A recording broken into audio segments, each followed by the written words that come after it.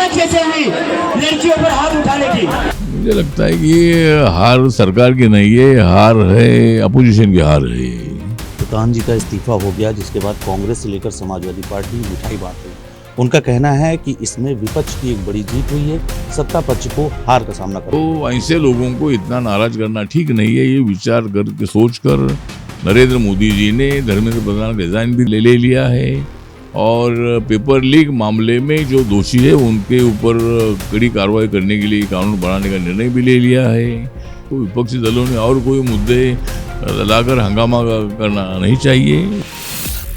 उत्तर प्रदेश की सियासत में एक चुनावी घमासान फिर देखने को मिलेगा और ये चुनावी घमासान करेंगे केंद्रीय मंत्री और एनडीए के सहयोगी रामदास अठावले।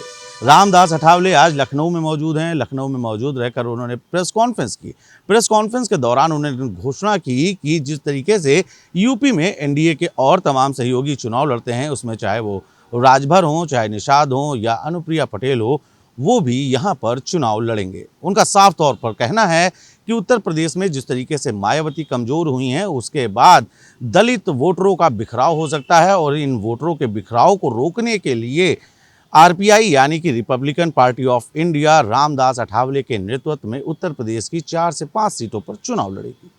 ट्विस्ट ये नहीं है, ट्विस्ट ये है, उनका ये कहना है कि अभी 26 नवंबर को उनके कार्यकर्ता बड़ी संख्या में जुटेंगे और कहीं ना कहीं वो शक्ति प्रदर्शन के माध्यम से ये दिखाएंगे कि उत्तर प्रदेश के चुनाव में उनकी भी अहमियत है, जिसके बाद वो सीटों की मांग करेंगे। अब ट्विस्ट यहाँ पर ये आता है कि उन्होंने साफ तौर पर यह भी कह दिया है कि अगर उन्हें 4 से 5 सीटें उत्तर प्रदेश में नहीं मिलती हैं तो वो सहयोग में रहते हुए 20 से 25 सीटों पर चुनाव लड़ेंगे। सोचने वाली बात यह है कि एक तरफ बीजेपी का समर्थन, एनडीए के समर्थक, उसके बाद उत्तर प्रदेश में चुनाव की इस तरीके की घोषणा। हालांकि उन्होंने ये भी कहा है कि वो इस विषय को लेकर केंद्रीय नेतृत्व के साथ साथ सूबे के मुखिया योगी आदित्यनाथ से मुलाकात करेंगे। केंद्रीय मंत्री और रिपब्लिकन पार्टी ऑफ इंडिया के चीफ रामदास अठावले आज लखनऊ में है। प्रेस कॉन्फ्रेंस कर उन्होंने एक बड़ी घोषणा की है। सर, बड़ी तैयारी यूपी में आपने कर दी है, चुनाव लड़ने का आगाज, शुरुआत कहने की बात आज कर दी है। हाँ, तो मतलब हमने तैयारी शुरू की है और एक 26 नवंबर को एक लखनऊ में बड़ी रैली करने का निर्णय हमने ले लिया है, जिसमें 50,000 से ज़्यादा लोग आ सकते हैं।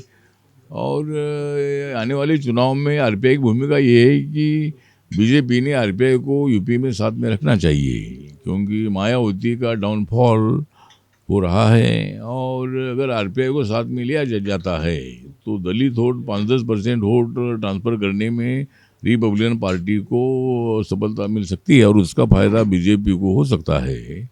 इसीलिए हमको 4-5 सीटें मिलनी चाहिए। इसीलिए हम आज योगी आदित्यनाथ जी को मिलने वाले हैं और उसके बाद हम दिल्ली में भी कई नए नेताओं से मिलेंगे और आरपीआई को 4-5 सीटें मिलनी चाहिए। अगर ऐसा होता है कि भाई सीटें हमको नहीं मिलती है तो 20-25 सीटों पर चुनाव लड़ेंगे, हम मैत्रीपूर्ण लड़ेंगे और बाकी के जगह पर बीजेपी का समर्थन करेंगे। रामदास अठावले का साफ तौर पर कहना है कि दिल्ली के जंतर मंतर पर जिस तरीके से प्रदर्शन हुआ, अभिजीत दीप के एक युवा हैं और सरकार ने युवाओं की बात मानी। रामदास अठावले का कहना था कि युवा वर्ग ऐसा था जिस वर्ग ने प्रधानमंत्री मोदी यानी कि बीजेपी को एक बड़ी जीत दिलाई थी, जिसके बाद प्रधानमंत्री मोदी ने इस बात को स्वीकार किया कि युवाओं को नाराज करना उचित नहीं होगा और इसी के चलते उन्होंने धर्मेंद्र प्रधान का इस्तीफा लिया है। इसके साथ ही उन्होंने अभिजीत दीपके की तारीफ की। उन्होंने कहा अभिजीत दीपके ने जिस तरीके से युवाओं का नेतृत्व किया, जिस तरीके से मांग की, इस पर साफ तौर पर उनकी प्रशंसा की जानी चाहिए। वहीं विपक्ष के द्वारा मिठाई बांटे जाने और खुशी जाहिर किए जाने को लेकर उन्होंने साफ तौर पर कहा कि ये विपक्ष की कोई जीत नहीं, ये विपक्ष की एक बड़ी हार है और इसमें कहीं ना कहीं युवाओं की जीत हुई। प्रधान जी का इस्तीफा हो गया, जिसके बाद कांग्रेस से लेकर समाजवादी पार्टी मिठाई बांट रही है। उनका कहना है कि इसमें विपक्ष की एक बड़ी जीत हुई है, सत्ता पक्ष को हार का सामना करना पड़ा है। और कांग्रेस प्रदेश अध्यक्ष अजय राय का कहना है ये तो अभी शुरुआत है, आगे आगे मोदी जी देखें होगा क्या। मुझे लगता है कि ये हार सरकार की नहीं है, हार है अपोजिशन की हार है, क्योंकि हमने ये सामना जीत लिया है।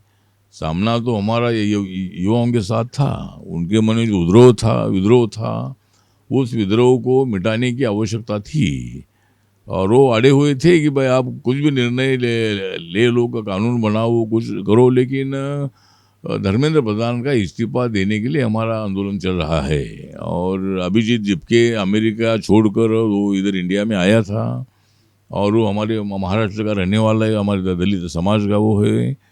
और उन्होंने जो आह्वान किया था उसको देश भर से बहुत बड़ा छात्रों ने उनको सपोर्ट किया, क्योंकि नीट के पेपर लीक में जो तकलीफ हुई थी, ये तकलीफ से बहुत सारे स्टूडेंट परेशान थे और इसीलिए उनके आह्वान पर सब स्टूडेंट ने उनको साथ देने का निर्णय लिया और पूरे देश भर के स्टूडेंट इधर आए थे और आंदोलन कई दिन तक चलता रहा। उन्होंने अपना जोश उन्होंने हमेशा के लिए रखा, अपने मन का विद्रोह उन्होंने लोगों के सामने रखा और इसलिए सरकार को भी निर्णय लेना पड़ा कि इस युवा शक्ति को नाराज करना ठीक नहीं है।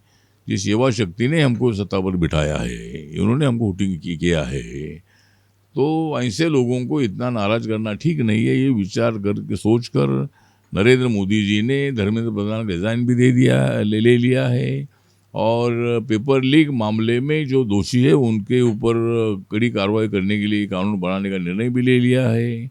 जो स्टूडेंट ने आत्महत्या की है उनके फैमिली को मदद करने का भी निर्णय लिया है और जो कि एक भी स्टूडेंट पर केस नहीं होगी, ये भी उनकी मांग थी, तो ये भी मांग सरकार ने मंजूर की है। तो इसीलिए सभी मांगें उनके मंजूर हुई है और इसीलिए ये आंदोलन उनका भी खत्म हो चुका है। अभी पार्लियामेंट का सत्र कल से चालू होगा, तो विपक्षी दलों ने और कोई मुद्दे लाकर हंगामा करना नहीं चाहिए। उन्होंने अभी कामकाज में भाग लेना चाहिए, बिल पास करने के लिए सहयोग देना चाहिए, ये हमारी भूमिका है। धन्यवाद सर। आप केंद्रीय मंत्री रामदास अठावले, तो उनका साफ तौर पर कहना है कि आने वाले समय में उनकी पार्टी यूपी में चुनाव लड़ेगी और इसके साथ ही उन्होंने ये भी कहा कि वो 4 से 5 सीटों पर चुनाव लड़ेंगे। अगर उन्हें सहायता की जाती है तो 4-5 सीटों पर लड़ेंगे, अन्यथा 20 से 25 सीटों पर चुनाव लड़ेंगे। उनको कुल मिलाकर रामदास अठावले ने जिस तरीके से अपनी बातों को प्रस्तुत किया, जिस तरीके से अपनी बातें रखी, उससे एक बात तो साफ है कि उत्तर प्रदेश की सियासत में एक बड़ा घमासान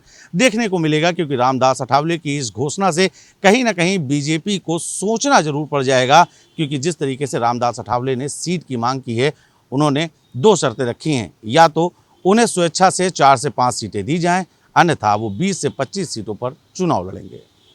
अब बीजेपी के लिए सिरदर्दी होगी या बीजेपी के लिए आसानी, या ये बीजेपी का कोई नया प्लान हो सकता है, इसके बारे में अभी कुछ कहना बहुत जल्दी होगी। हाल फिलहाल देखने वाली बात ये होगी कि Republican party of India Uttar Pradesh में किस प्रकार से अपने पैर पसारती है।